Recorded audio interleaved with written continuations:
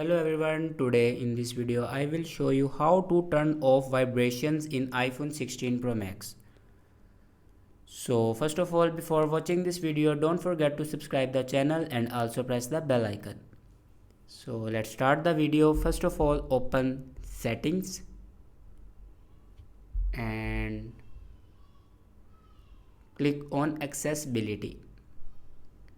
And now scroll down in physical and motor section. You can see the option touch.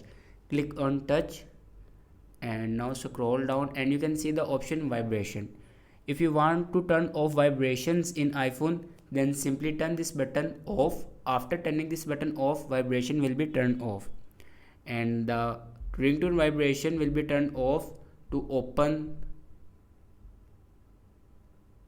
sounds and haptics, and then click on ringtone. And if you want to turn off vibrations, then simply click on haptics and then scroll down and click on none. So this is the way to turn off vibrations in iPhone 16 Pro Max. Thanks for watching this video.